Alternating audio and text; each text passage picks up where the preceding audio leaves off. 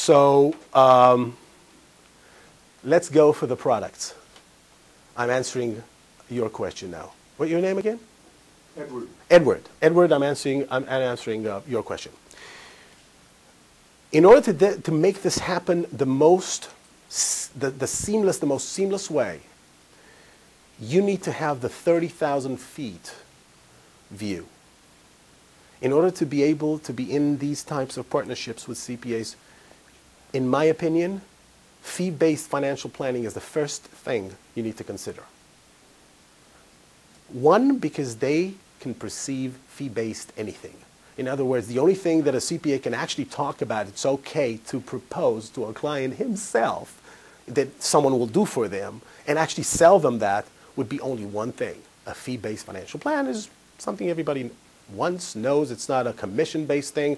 You know, it doesn't particularly sell any product. It's very seamless to get a CPA to agree with you that every one of their clients, whether they are in good state or bad shape, need a financial plan. Okay, and why don't you, the CPA, as their CPA, at least be in the picture when we do that? Okay, we have financial planning now that it's done over the internet, and I give the CPA access with the client's permission. And so they're on that as well, and then the attorney. So yes, that is something you should consider. If you want to work with CPAs and partner with them, you should be a financial planner first and foremost. So think about this conversation for a second. I asked the CPA, would you think there's any client of yours that doesn't need financial planning? Well, most do. Now, do you mind if I try and do one of them for you fee-based? I don't share fees anyway. There's not going to be sharing any fees here. Fees you don't share with me, I don't share with you. It's just fees. It's $250 per hour. That's it. Now, I'm going to make a discount because it's you, Mr. CPA, okay? How about that?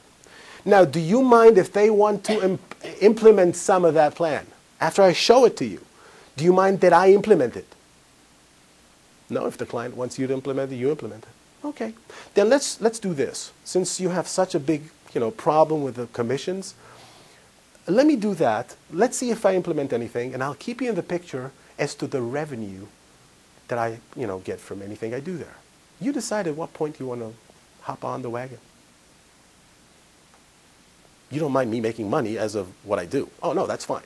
So, hey, do you get the picture? It's easier to go step by step. In other words, and we'll talk about that.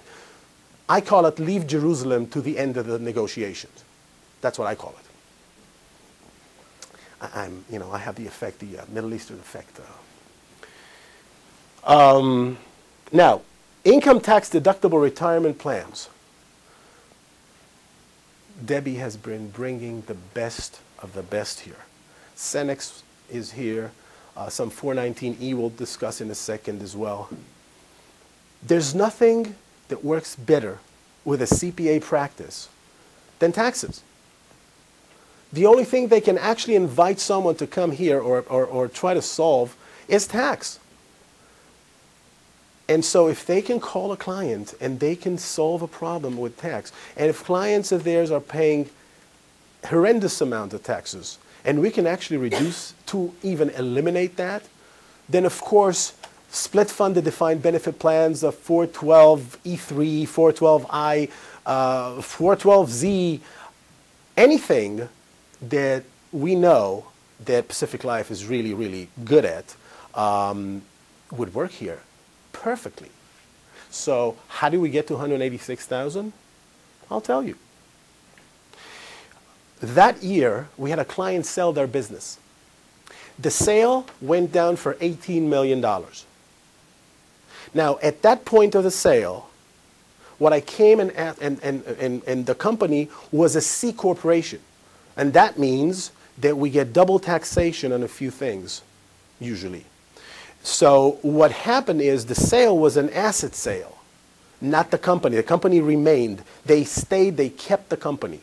So the two owners, they were already over 63, 64, kept the company. What we did with those two owners is, on one hand, we had a defined benefit, a split fund, a defined benefit done for them. And since they can carry back losses, it was 3 years then, now it's 5 years now. So think what happened here. What happened here is we took that loss, and we spread it over the last 3 to 5 years in the sense that they got refunds every year on what they paid the first year for that sale. So here you have $4 million in this one, okay? Then they were close to 65. We had a welfare benefit plan, which we call 419E. They contributed $1.5 million all at once because they were already at retirement age. So they put $1.5 million into that, not deducting the insurance. The insurance was not deducted. They deducted 1.1 out of 1.5 million. That alone, think how much tax was that? All on the C Corp level, of course. Almost $200,000 for him. Not bad. Now, of course, I wouldn't get in front of them, in their face, or anything like that if it wasn't for him taking them by the hand with me to this attorney and going through this with him. If it wasn't for him, I wouldn't be in the picture. So he deserves the $200,000, you guys. So like I said, income tax deductible welfare benefit as well. Now, I need to mention, in case anybody here misunderstands what I'm saying, I get all of them licensed. I hope you understand that none of this is under the table. You know, these guys, the CPAs, we'll talk about it in a second, they get licenses first before they get paid. Okay? I just don't talk about it immediately. There's nothing to talk about when there's no money around. You know, there's no incentive to go license yourself when you don't have $20,000 waiting. Compliance issues. Those are compliance issues. Well, you know, but I still, you know, sometimes I Or compliance requirements. yeah, of course, but, you know, it's more than compliance. It's legal. It's legal. But, you know, I mentioned that. I mentioned that because, you know, sometimes I end the whole presentation. I forgot to mention that because I take it for granted, of course. And people come to me and says, we can't do that here. What do you mean you can't do? It's not legal in this state to pay without licensing. I said, I never said no licensing. Why is that such a problem for a CPA? After he passed the CPA, some of them have the bar as well, to get a license in 52 hours. You just use the time. Well, you know, when I divide $50,000 commission, yeah. Sometimes I joke about it. I actually joked about it. I asked him, you know, I divided it. I said, well, I have a job for you now, because I was putting the money aside, and he lagged on this one. So I said, you know, I have a job for you, and that will pay you $1,000 an hour. Would you do it? He says yes, and he got licensed within a week. So, within a week. So we've got the welfare benefit, some estate planning.